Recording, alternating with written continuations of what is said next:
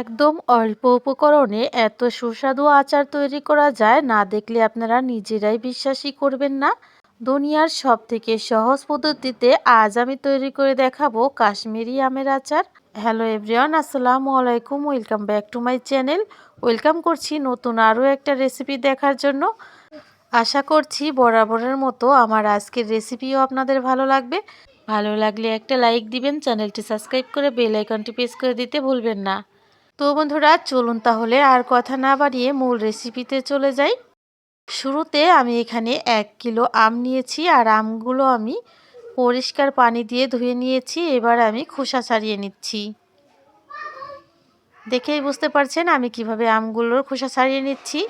আমগুলোর উপর থেকে একেবারে সবুজ অংশটা বাদ দিয়ে দিচ্ছি। ঠিক এক এক করে সবগুলো আম কিন্তু এইভাবেই খোসা ছাড়িয়ে নেব। আপনারা চাইলে কিন্তু বটি দিয়েও খোসাটা ছাড়িয়ে নিতে পারেন, তবে সবুজ অংশটা বাদ দিয়ে দিতে হবে। এক এক করে সবগুলো আমের খোসা ছাড়িয়ে তারপর ফিরে আসলাম। এবার আমি খোসাগুলো সরিয়ে নিচ্ছি। আমের খোসাগুলো সম্পূর্ণ সরিয়ে নিয়ে তারপর ফিরে আসলাম। এবার আমি সবগুলো আম বটি দিয়ে ফালি ফালি করে কেটে নিয়ে ফিরে আসলাম। দেখেই বুঝতে পারছেন আমগুলো আমি ঠিক কিভাবে কেটেছি, আর আমগুলো কিন্তু সবগুলোই আঁটি ধরে গেছে। এবার চুলায় একটা কড়া বসিয়ে দিয়ে দিচ্ছি 2 কাপ পানি। শুরুতে পানিটা আমি একটু ফুটিয়ে নেব। অবশ্যই পানিটা কিন্তু ফুটিয়ে নিতে হবে। পানিটা ফুটে উঠলে তারপরের মধ্যে দিয়ে দিচ্ছি আমি 1 কাপ চিনি। আমি এখানে লাল চিনিটা ব্যবহার করছি, আপনারা চাইলে সাদা চিনিটাও ব্যবহার করতে পারেন। এবার আমি চিনিটা খুব ভালো করে গলিয়ে নেব। চিনিটা যখন ঠিক এইভাবে ফুটতে শুরু করবে, তখন আমি এর মধ্যে দিয়ে দেব টুকরো করে কেটে রাখা আমগুলো। তো আমগুলো দিয়ে খুব ভালো করে নেড়েচেড়ে আমি চিনির শিরার সাথে মিলিয়ে দেব। আপনারা যদি এখানে পানি ব্যবহার করতে না চান, সেক্ষেত্রে চিনির সাথে ভিনেগার মিশিয়ে দেবেন, এতেই কিন্তু হবে। তবে পানিটা ফুটিয়ে নিলে কিন্তু পানি দিলে কোনো সমস্যাই হয় না। এবার আমি দিয়ে দিচ্ছি 2টা শুকনো লঙ্কা, মাঝখান থেকে কেটে কয়েকটা টুকরো করে দিয়ে দিয়েছি।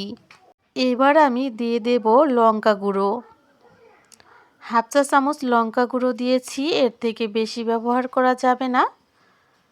লঙ্কাটা দিয়ে এবার আমি বেশ কিছুক্ষণ ফুটিয়ে নেব। তো ফুটে আসার এই পর্যায়ে কিছুক্ষণ নেড়ে চেড়ে উল্টে পাল্টে দিতে হবে। আপনারা চাইলে এখানে ঢাকনা ব্যবহার করতে পারেন, তবে এই আচারে ঢাকনা না ব্যবহার করলেও সমস্যা নেই।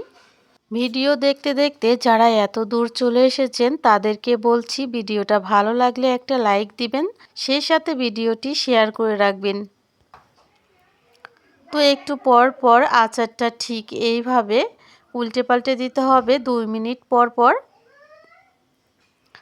আমাদের এইখানে কিন্তু খুব একটা বেশি মশলার প্রয়োজন হয় না, আমাদের আচারটা কিন্তু প্রায় রেডি হয়ে গেছে। আর এই আচারের মধ্যে কিন্তু একেবারে রসে টসটসা একটা ভাব চলে এসেছে। আমগুলো দেখেই বুঝতে পারছেন আমগুলো কিন্তু একেবারে আয়নার মতো চকচক করছে। আর এই অল্প মশলায় আমের আচারটা একবার হলেও তৈরি করে দেখবেন, খেয়ে মুখ ফিরবে না। ছোট থেকে বড় সবাই কিন্তু অনেক বেশি পছন্দ করবে। চিনির শিরাটা যখন দেখবেন একেবারে কমে গেছে, অল্প অল্প রয়েছে, তখন চুলাটা অফ করে দিতে হবে। আর এবার এই আচারটা ঠান্ডা করে নিতে হবে আধা ঘন্টার মতো। আর ফিরে আসলাম আধা ঘন্টা পর। সরাসরি আচারটা আমি পরিবেশন করে দেখাচ্ছি।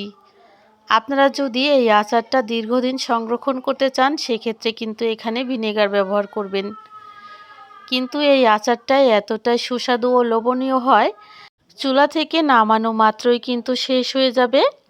তো আচারটা কিন্তু একেবারে রসে টসটসা হয়েছে, দেখেই বুঝতে পারছেন। এর মধ্যে বাড়তি কোনো মশলার ফ্লেভার নেই, শুধু রয়েছে আমের ফ্লেভার। এতে করে আমটা খেতে এত বেশি সুস্বাদু এই আচারটা, একবার হলেও এই রেসিপিটা তৈরি করে কমেন্ট করে জানাতে কিন্তু ভুলবেন না কেমন লেগেছে। আজ এ পর্যন্তই, দেখা হবে পরবর্তী পর্বে। সেই পর্যন্ত ভালো থাকবেন, আমার জন্য দোয়া করবেন। আজ এখানেই বিদায় নিচ্ছি। আল্লাহ হাফেজ। আসসালামু আলাইকুম।